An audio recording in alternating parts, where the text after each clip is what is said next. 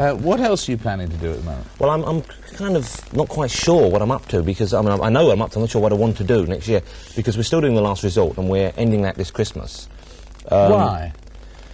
Well, because I think it does you good to have a break from something. And although I think the format still works very well, in actual fact, it's only now feels like the show we wanted it to be. I think it would benefit from a rest. And if we want to do some more, we can always do some more, maybe not next year, but the year after next. And I'd like, if we were to do any more, I think the only way it would really work would be 3 times a week, perhaps. 2 or 3 times a week, give it more familiarity with the audience, and you can build on that sort of idea. Other than that, next year, I'm not sure. I might do some more film shows in America and all over. I'm thinking of doing another film series.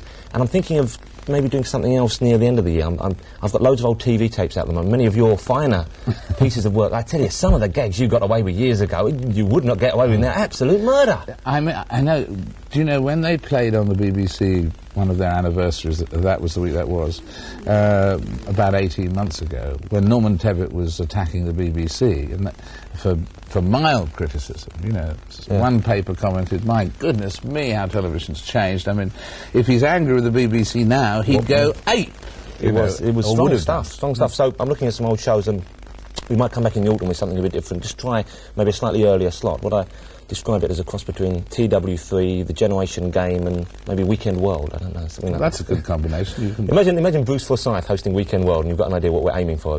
Excellent idea. And with all the fantasies and ambitions and secrets in this book, are there any other fantasies that you've got that you'd like to tell us about? Dreams, fantasies? Maybe after the programme, David. Yes, all right, well, let's leave fantasies out then. Dreams and ambitions in life. I don't know, I'd like to...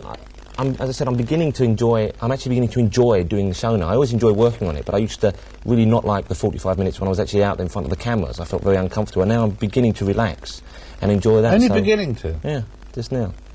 Well, you're very relaxed this morning. Well, that's because it's your show, David. You see, we both know it's your fault if it goes wrong this morning, so I can backpedal. But when you're in charge, it's a bit harder. So maybe if I keep feeling comfortable, I'll keep on doing TV, you know, you're lucky to have that kind of job, and you know it's easy to take it for granted. Well, will you pledge us that you won't stop? Scouts on it, David. Good news for us all. We've got to take a break.